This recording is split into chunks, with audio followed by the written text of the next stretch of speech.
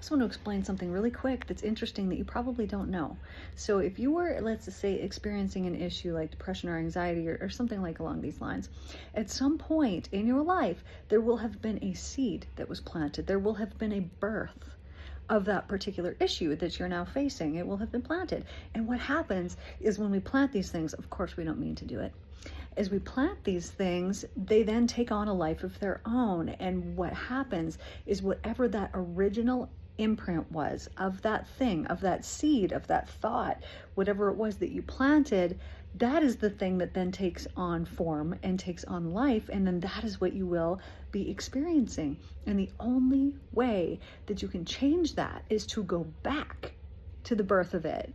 Witness it and be like, dang, I didn't mean to do that. Correct it, change it, do what you should have done. This is all through the subconscious mind. And then you won't have that same issue anymore because you will have created a new birth. You will have created a new beginning to that thing. And then it will be that new seed that will then take on the patterns and the things in your life. So let me give you an example here. Let's say that you have a particular pattern of getting in really terrible relationships, real bad ones.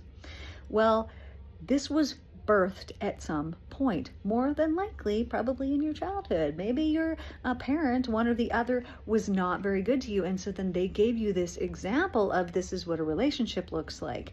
Therefore, the birth happened back then. So then what happens? Well, you witnessed the birth, you experienced it, it took on an energetic form, and then it began to flow into your life as repetitive patterns of the same type of thing happening again. So let's say that you maybe you were neglected as a child. Well, then what happens? You get into a relationship in the future. Oh, all of a sudden I'm feeling very neglected. I'm neglected again. And why? Because relationships and neglect are connected, because at some point the idea of a relationship and neglect was birthed in your mind because of your circumstances, because of what happened. And so then that thing took on a life, and now it's still present in your life. How do you change this? It's actually quite simple. The only thing that I know that could do it is soul healing, subconscious healing, which is, hypnotherapy. Or people sometimes do mantras, things like this. They'll do affirmations.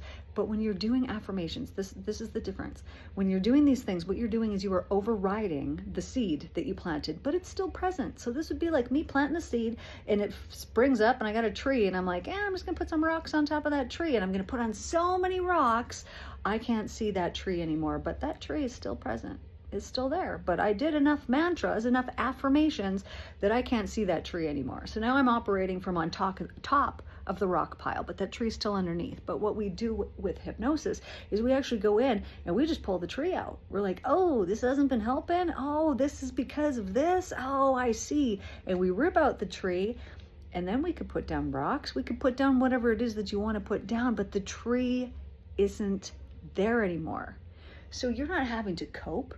You're not having to come up with kinds of techniques to get over this, to make sure that the tree stays down and that the rocks stay on top. You don't have to keep doing that. There's no techniques required, because you actually did the work by healing whatever seed or whatever thought, original thing was originally planted, that then took on form, that took on life, and then presented itself in your life however it did. So maybe you didn't know that. Maybe you did. I don't know. Tell me in the comments.